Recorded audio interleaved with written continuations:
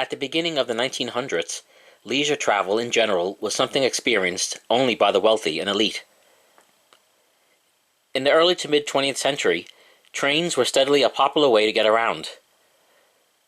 Through these vintage photos, we can see what train travel looked like in the good old days, with the lavish furnishings and fine dining that holds a special place in railroad's rich history.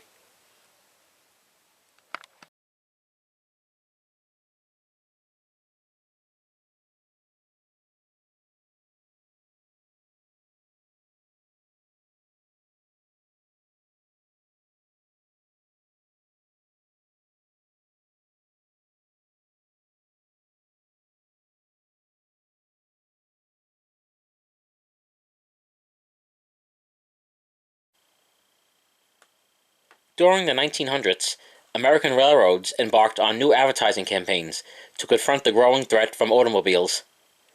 Posters, calendars, magazine advertisements, and postcards presented images that romanticized train travel.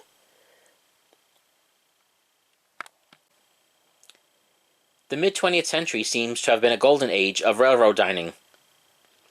It was never something that railroads profited on, but they used it to compete against each other and attract passengers.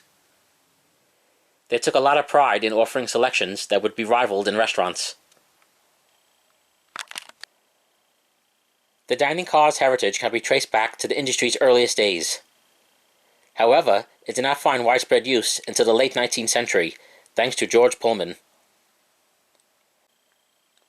During the Streamliner era, many of the railroads served dishes that would rival the best five-star restaurants.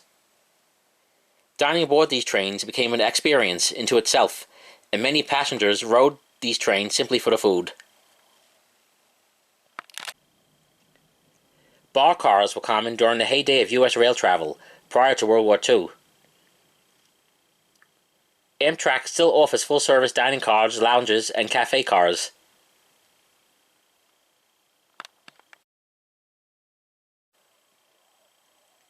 The sleeping car was a railroad coach designed for overnight passenger travel. The first sleeping cars were put in service on American railroads as early as the 1830s. The first car designed for comfortable travel was the Pullman Sleeper, which was introduced by George M. Pullman. The sleeping car made its appearance in Britain and Europe somewhat later and was variously named with words meaning car, bed, or sleep.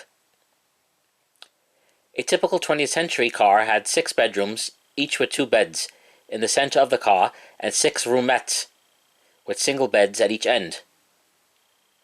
The consequent low density makes for high fares, creating a basic economic problem for railroads seeking to compete with airlines.